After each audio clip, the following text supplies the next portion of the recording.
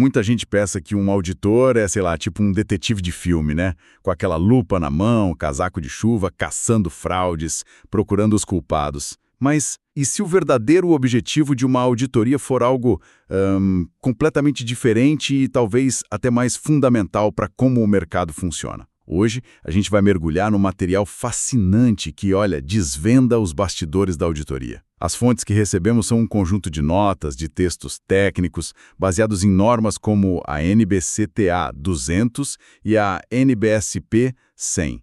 E a nossa missão aqui é entender qual é o verdadeiro papel do auditor, qual a mentalidade dele e por que a palavra absoluta é quase proibida nesse universo. Exatamente.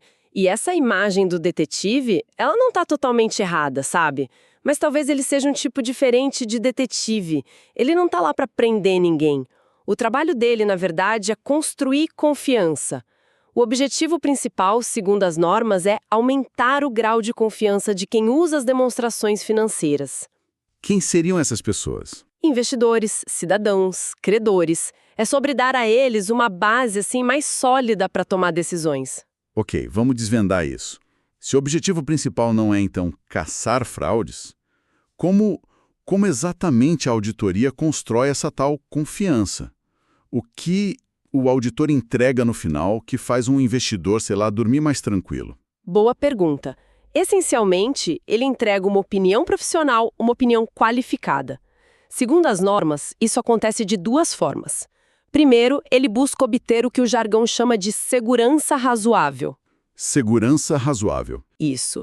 De que os relatórios como um todo estão livres de distorções relevantes.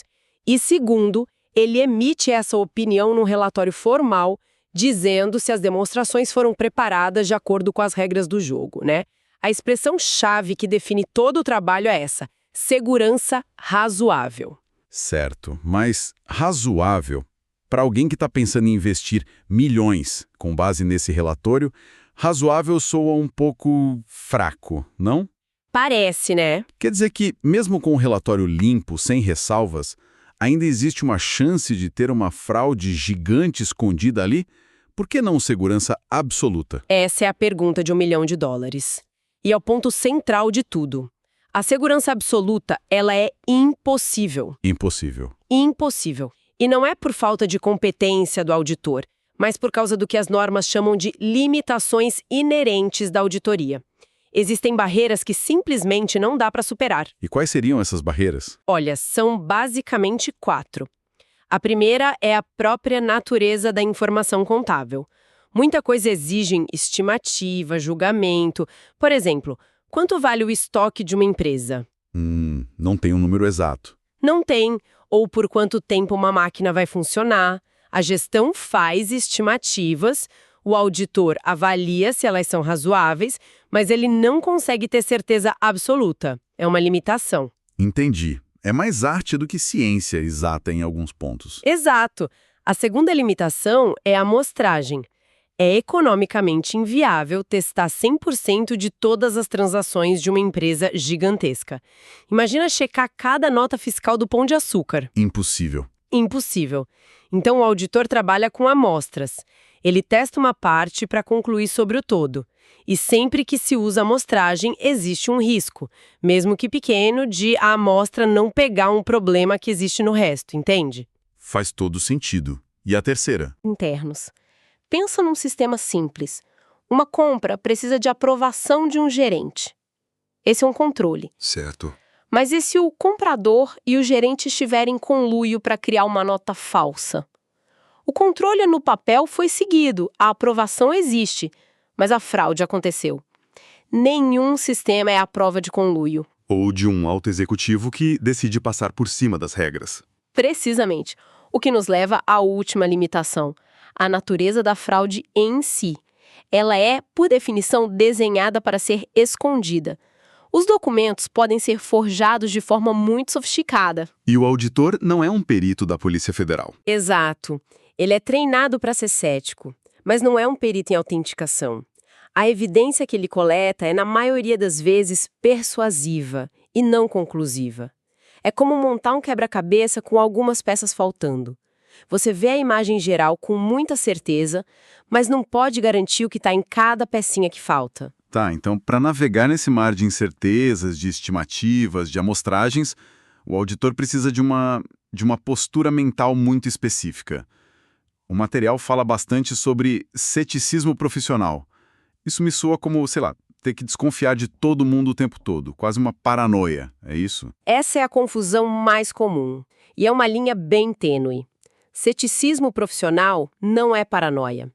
O auditor ele não parte do princípio de que a gestão é desonesta. Ok. Mas, e isso é crucial, ele também não pode presumir que todo mundo é sempre honesto, mesmo que já tenha tido boas experiências com aquela gestão no passado. Ou seja, a evidência pode ser um documento que parece perfeito, um contrato assinado, mas o ceticismo leva o auditor a perguntar: ok, o documento existe, mas a transação que ele representa realmente aconteceu?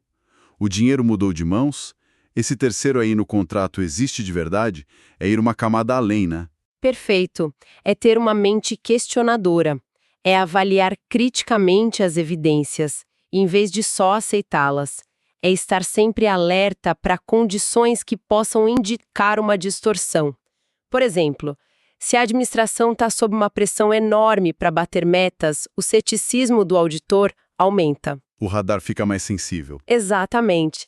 Ele não acusa ninguém, mas o radar fica mais sensível. E ao lado do ceticismo, as fontes mencionam o julgamento profissional. Onde isso entra? Se o ceticismo é a atitude, o julgamento é a ferramenta? Ótima colocação. O julgamento é a aplicação prática do ceticismo em cada decisão.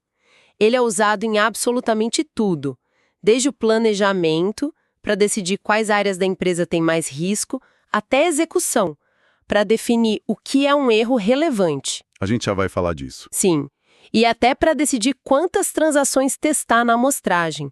Não é um robô seguindo um checklist, sabe? É a aplicação do conhecimento, da experiência do auditor para tomar decisões informadas o tempo todo. Isso me faz voltar à imagem do detetive. Pelo que eu estou entendendo, o auditor não é aquele detetive que arromba a porta procurando a arma do crime. Não mesmo. Ele é mais como aquele que senta, ouve a história de todo mundo, mas depois vai lá checar os álibis e os recibos para ver se a história fecha. É uma analogia excelente. Ele não procura um culpado, ele procura inconsistências. Ele valida a história que os números estão contando. E uma das decisões mais importantes desse julgamento deve ser definir os limites do próprio trabalho, certo? Porque a impressão que a gente tem é que, se uma fraude acontece, o primeiro culpado na cabeça das pessoas é o auditor. E não é. Essa é a regra de ouro que as fontes destacam e que causa a maior parte da confusão. A responsabilidade primária pela prevenção e detecção de fraudes é da gestão e da governança da empresa. Ah, então não é do auditor? Não a primária. São eles que estão no dia a dia, são eles que devem criar controles internos fortes para evitar que os problemas aconteçam. Mas espere um pouco, isso não soa um pouco como uma desculpa? Se o trabalho dele é dar confiança, mas ele não é o principal responsável por encontrar fraudes, onde fica o valor? Parece que a responsabilidade é jogada de um lado para o outro. E por isso que a clareza é fundamental aqui. O papel do auditor é diferente. Ele é responsável por planejar e executar a auditoria para obter aquela segurança razoável de que as demonstrações não contêm distorções. Relevantes, isso, sejam elas causadas por fraude ou por erro.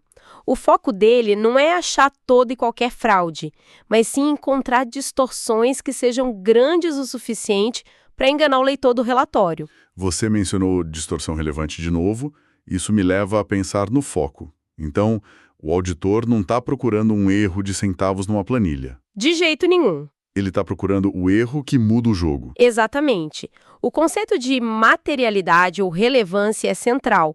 O auditor procura erros que, pelo seu tamanho ou pela sua natureza, poderiam influenciar as decisões de um investidor, de um banco, de qualquer um que leia o relatório. É como se a gente estivesse revisando um livro de 500 páginas. Não estamos procurando um erro de digitação na página 247. Perfeito. Estamos vendo se tem um capítulo inteiro faltando ou se o final foi plagiado de outro autor. Analogia perfeita. Um erro de R$ 1.000 numa empresa que fatura bilhões não é relevante. Um erro de 50 milhões de reais provavelmente é. O auditor foca os esforços dele onde o risco de ocorrerem esses erros grandes é maior.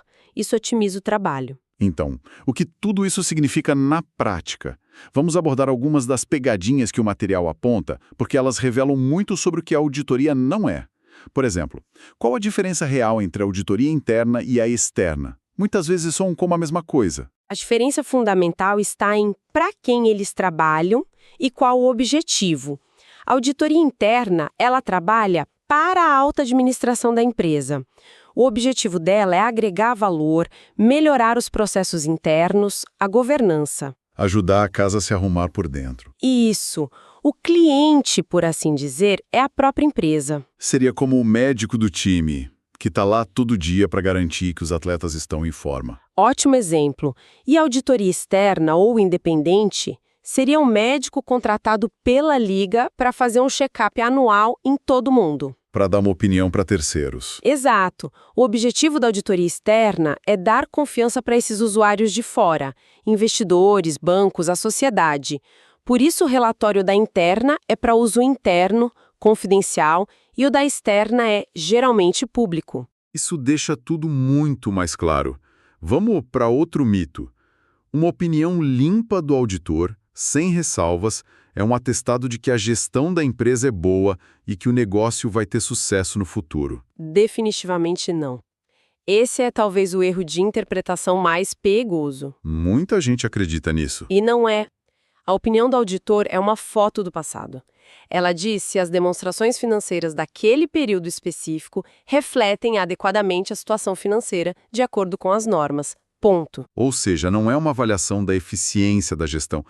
Isso é crucial, porque a gente vê casos de empresas com auditorias perfeitas que entram em colapso meses depois. Exatamente, a empresa pode ter tido um ano financeiramente correto, mas com uma gestão péssima, que toma decisões estratégicas ruins.